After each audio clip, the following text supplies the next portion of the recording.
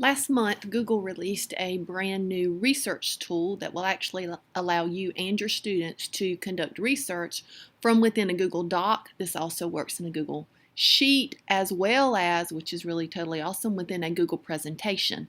For the purposes of this quick tutorial, I'm going to model this in a Google Doc, but do remember it transfers to their other products as well. So the way that this new tool works, the tool is actually called Google Explore, and it allows you to explore the internet. If you are working in a document and you are typing or collecting information, so on my document I am going to collect information about earthquakes or begin drafting a paper on earthquakes.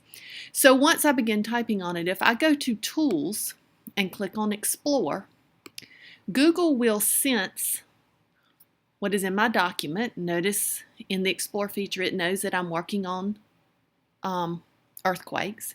So it is giving me some images that I may use. If I want to add that image to my document, I simply click on it.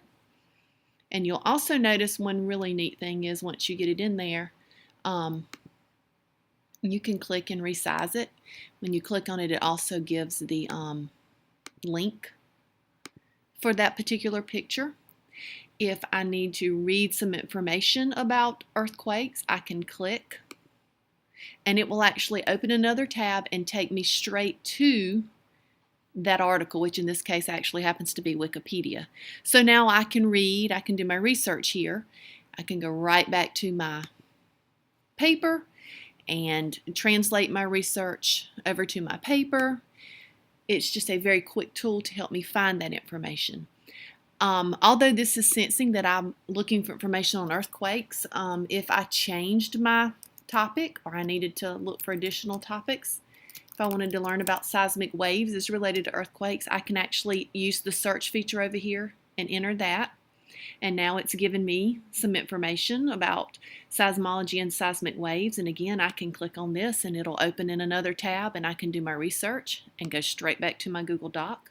I can also click on images. And if I have information saved in my Google Drive on seismic waves, I can actually go straight into my drive from here.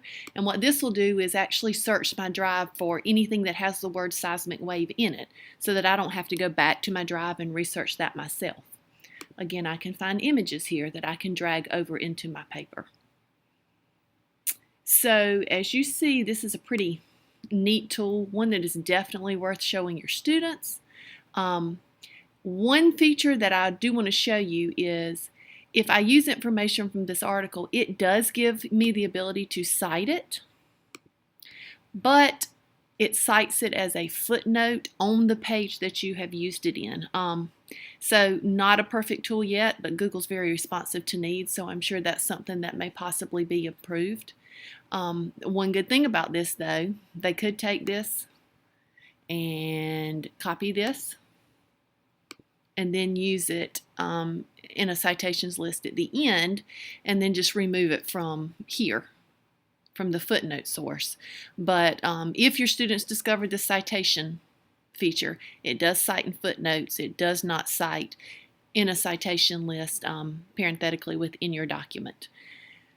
Hope you enjoy Google Explore, and I hope you get a chance to show it to your students because it really does make life a little bit easier for them as they're researching.